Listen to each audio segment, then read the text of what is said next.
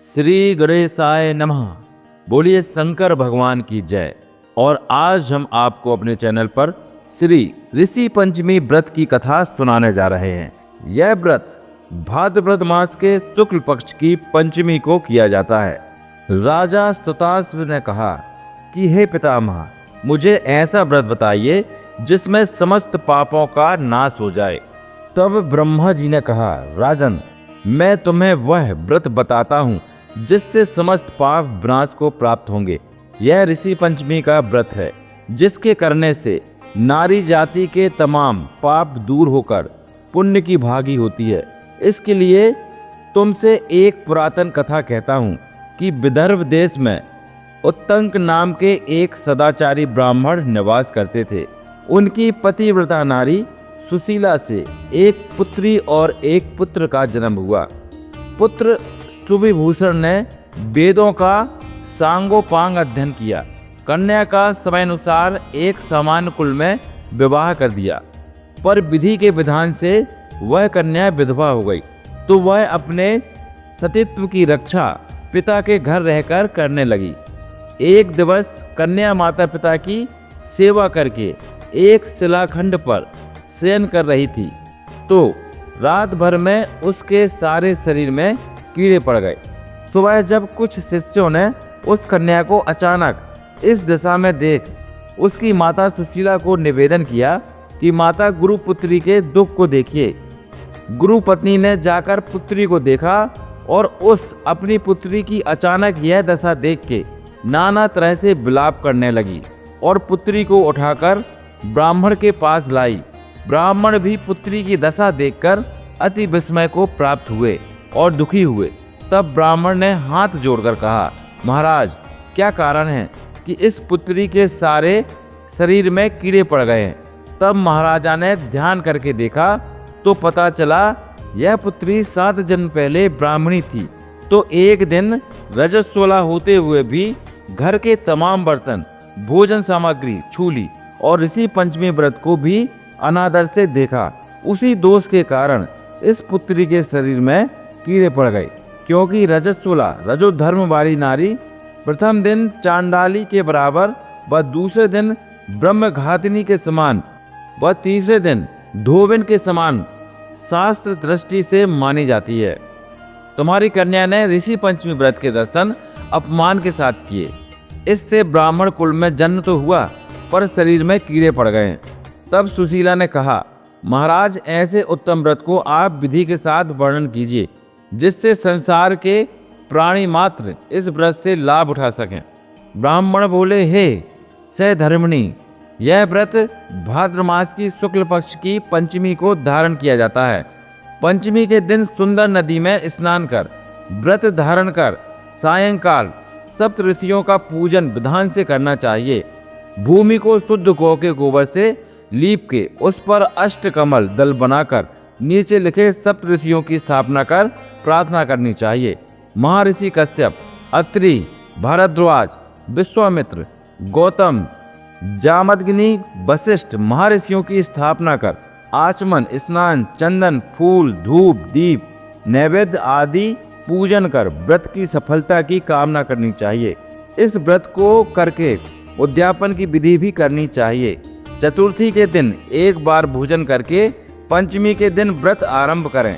सुबह नदी या जलाशय में स्नान कर गोबर से लीप कर सर्वतोभद्र चक्र बनाकर उस पर कलश स्थापन करें। कलश के कंठ में नया वस्त्र बांधकर पूजा सामग्री एकत्र कर अष्टकमल दल पर सप्त ऋषियों की स्वर्ण प्रतिमा स्थापित करें और षोडशोपचार से पूजन कर रात्रि को पुराण का श्रवण करें।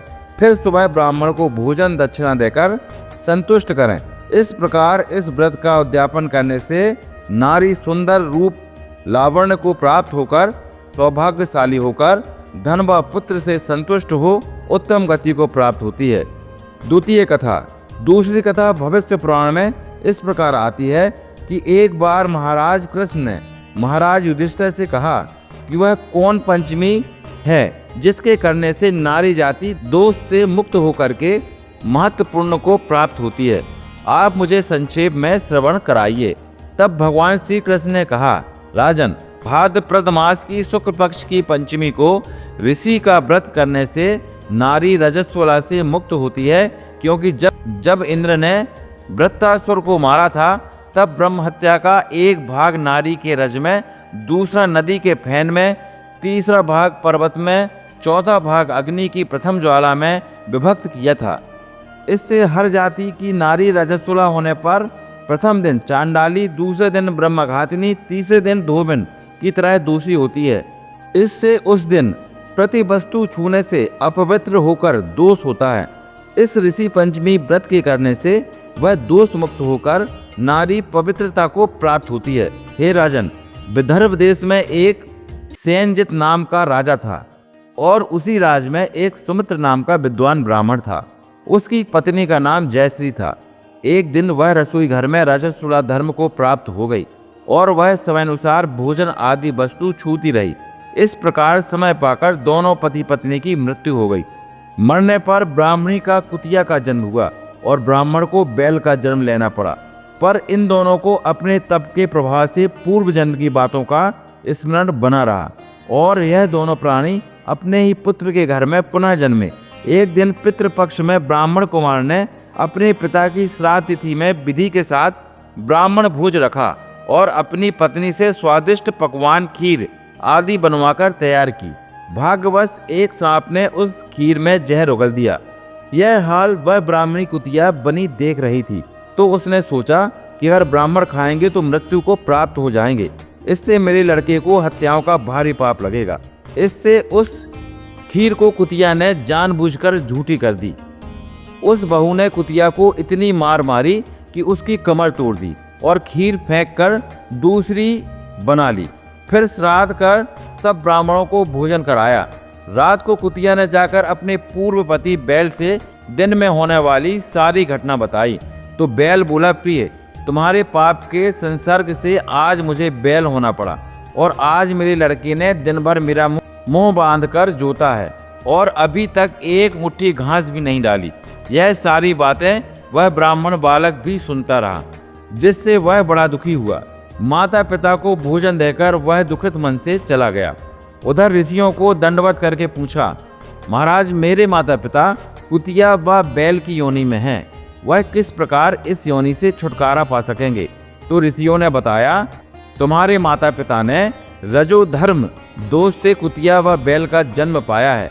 इससे तुम घर जाकर विधि से उत्तम व्रत ऋषि पंचमी का करके उसका फल अपने माँ बाप को समर्पण करो, जिससे वह पशु योनि से मुक्त होकर स्वर्ग प्राप्त करें। मुनियों से विधि सुनकर ब्राह्मण पुत्र ने घर आकर विधि के साथ सर्वान्न सहित भाद्रपद शुक्ल पंचमी को ऋषि पंचमी का व्रत किया और श्रद्धा से उस व्रत का फल उन अपने माता पिता को समर्पण किया, जिसके प्रभाव से वे इस क्रूर योनि से छूटकर दिव्य देव विमान पर आरूढ़ हो स्वर्ग को प्राप्त हुए। हे राजन, जो स्त्री इस व्रत को विधि के साथ करती है तथा श्रद्धा से सप्तऋषियों का पूजन करे, वह नारी भयंकर दोष से छूटकर शीघ्र ही धन, पुत्र, पौत्र आदि सुख सौभाग्य रूप को पाती है। इस व्रत को करना नारी जाति का मुख्य कर्तव्य है। इससे मन, तन आदि के दोष मुक्त होते हैं। जो फल तीर्थों के करने से प्राप्त होते हैं, वे इस व्रत से अनायास नारी जाति को मिलते हैं। तो यहाँ पर श्री ऋषि पंचमी की कथा समाप्त होती है और ऐसे ही कथा पाने के लिए आप लोग हमें सपोर्ट कीजिए, हमारे वीडियोस को लाइक कीजिए और हमारे चैनल को सब्सक्राइब कीजिए। हर हर महादेव।